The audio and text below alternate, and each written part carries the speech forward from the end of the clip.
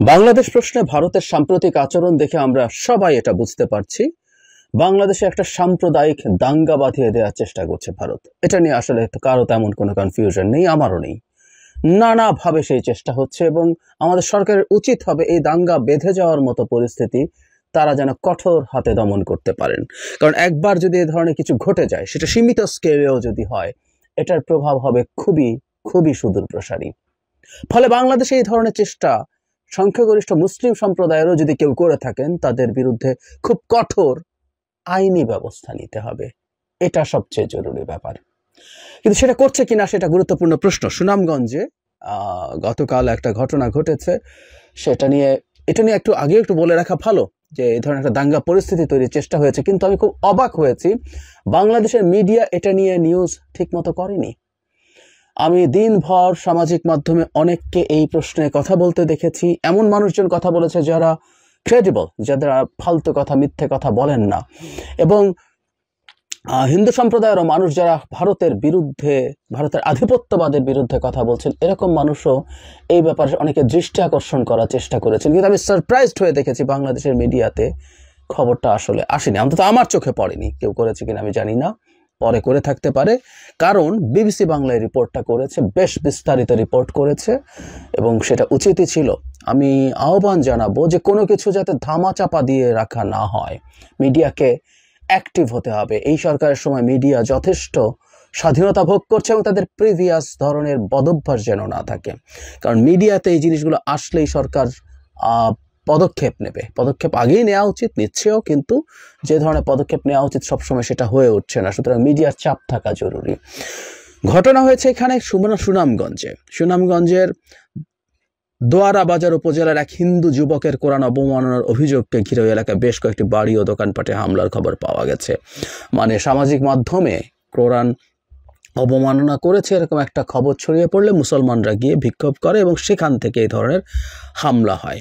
তাকে আটক করা হয়েছে, এ ধরনের তথ্য এখানে আছে। তার ছবি এবং তিনি কি বলেছেন সেটা নিয়ে একটা স্ক্রিনশট ছড়িয়ে পড়ে, তারপর এই ঘটনা ঘটে। এখানে বেশ কিছু ছবি আছে।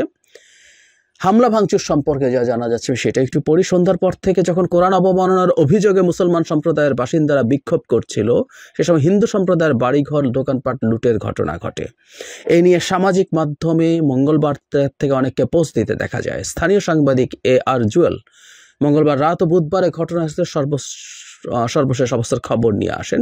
তিনি বলেন, মঙ্গলবার রাতে বিক্ষোভ থেকে মুসলমান সম্প্রদায়ের বিক্ষুব্ধরা অভিযুক্ত হিন্দু যুবকের বাড়িঘর সহ আশপাশের বাড়িঘর ও বাজারে কিছু দোকানপাট ভাঙচুর চালায়। তিনি জানান, এই সময় কয়েকটি মন্দিরের গেটের অংশ ভাঙচুর করা হয়। স্থানীয় বাজারে একটি জুয়েলারির দোকানে ভাঙচুরের ঘটনা ঘটেছে।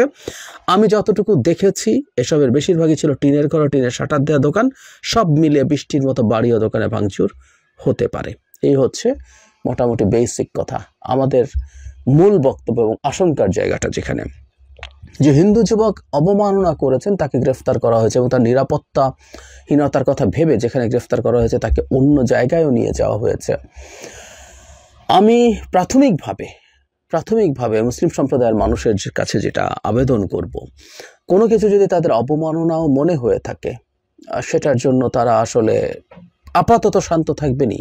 আমি জানি এটা আবেগের জায়গা আছে, এটা অনেকেরই খারাপ লাগতেই পারে, কিন্তু সেটার জন্য শান্ত থাকা এই মুহূর্তে জরুরি।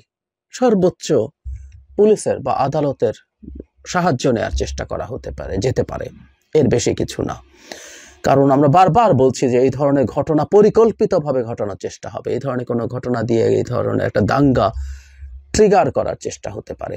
এই ব্যাপারগুলোতে আমরা খুব সতর্ক থাকতে হবে। কিন্তু সরকারের আসলে এই ধরনের কাউন্সেলিং করলে চলবে না। যেমন এই ঘটনাটা যে ঘটলো, এই বাড়িগুলো কেউ না কেউ ভাঙচুর করলো এবং একটা মন্দিরের একাংশ ভাঙচুর করা হয়েছে। মানে একটা উপাসনালয় ভাঙার ডাইমেনশন কিন্তু বাড়ি ভাঙার চাইতে আরো বেশি। এই মানুষগুলোর মধ্য থেকে সরকারকে আসলে গ্রেফতার করতে হবে, আইনের আওতায় আনতেই হবে। মানে আমরা শেখ হাসিনার সময়ে হিন্দু সম্প্রদায়ের উপরে নানা জায়গায় নানা হামলা হয়েছে, আমাদের মূল অভিযোগের জায়গা এটা ছিল। এগুলো হচ্ছে এবং এগুলোর কোনোটার বিচার হচ্ছে না। যদিও আওয়ামী লীগকে বিরাট হিন্দু বা সংখ্যালঘু বান্ধব সরকার হিসেবে এক ধরনের প্রচারণা আওয়ামী লীগ বা অনেকের মধ্য থেকে করতে দেখা যায়, কিন্তু সেটা কোনোদিন হতে পারেনি। এই ঘটনাগুলো যদি বিচার করা যেত, মব যেটাই করুক না কেন সেটার যদি বিচার করা যেত, তাহলে এই মব তৈরি করে কাজ করা বা ঘটনা ঘটানোর সম্ভাবনা অনেক কমে যেত। শেখ হাসিনা পালিয়ে যাওয়ার পর যে বিভিন্ন ক্ষেত্রে সরকার যখন নতুন ছিল তখন বিভিন্ন জায়গায় মব তৈরি করার ঘটনা ঘটেছে, নানা রকম অপরাধ হয়েছে, মানুষকে পিটিয়ে হত্যা করে ফেলা হয়েছে।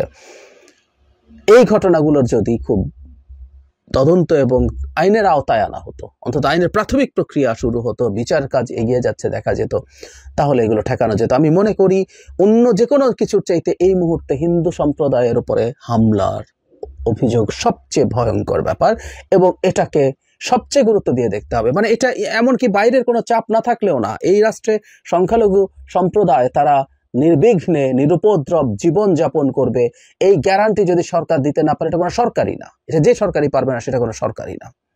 রাষ্ট্রের নাগরিকদের এটা দিতে হবে। এবং আমরা যে বলছি, প্রধান উপদেষ্টা যে বলছেন যে এরা আমাদের একই পরিবারের মানুষ আমরা, এবং এই রাষ্ট্রে হিন্দু সম্প্রদায়ের মানুষের অধিকার পাওয়ার জন্য হিন্দু সম্প্রদায় এই পরিচয়েরও কোনো প্রয়োজন নেই, হুইচ ইজ ট্রু।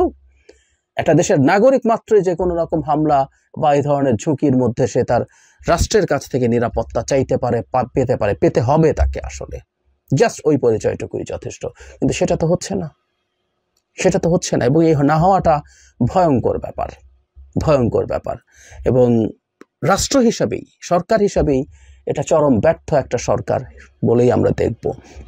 আর আমাদের মনে রাখতে হবে, এই উত্তেজনাকর পরিস্থিতি যখন ভারতের ক্রমাগত উস্কানি চলছে একটা দাঙ্গা বাঁধানোর জন্য, নানান ফর্মে উস্কানি দেওয়া হচ্ছে, সেই উস্কানির মধ্যে থেকে এই প্রবাবিলিটি আরো বাড়বে। এবং আমাদের এটুকু মনে রাখতে হবে, এই যে যারা গিয়ে হামলাও করলো মুসলমান সম্প্রদায়ের, এদের মধ্যেও নানা রকম উপাদান, এজেন্ট, সেটা ভারতের হোক আওয়ামী লীগের হোক, থাকতেই পারে, খুব সম্ভাবনা আছে। আমরা যেহেতু বারবার ষড়যন্ত্রের কথা বলছি, সরকার বলছে, which is right as well, আমি এটাকে সঠিকও মনে করি। সুতরাং এই সতর্কতাগুলো দরকার। আমরা দেখতে চাই সুনামগঞ্জে যারা এই হামলা ভাঙচুর করেছে, তদন্ত করলেই তাদের নাম বেরিয়ে আসবে, তাদেরকে গ্রেফতার করতে হবে। আই রিপিট, তাদেরকে গ্রেফতার করতে হবে, তাদেরকে আইনের হাতে তুলে দিতে হবে, আইনের আওতায় আনতে হবে, তাদের বিরুদ্ধে তদন্ত এবং বিচার শুরু করতে হবে। এগুলো না করলে খুব বড় বিপদের মধ্যে আমরা পড়ব। যে কোনো সময় এরকম একটা ছুতো তৈরি করার চেষ্টা করা হবে, করেই আসলে এরকম ঘটনা ঘটিয়ে দেওয়া হবে। এবং আমরা এখন জানি বহু সময় এরকম এই সকল স্ক্রিনশট মিথ্যা, ভুল স্ক্রিনশট ছিল, এরকম কিছুকে ভিত্তি করেও হঠাৎ করে মব তৈরি হওয়া এবং বিভৎস ঘটনা ঘটিয়ে দেওয়ার ঘটনা এর আগেও বাংলাদেশে হয়েছে।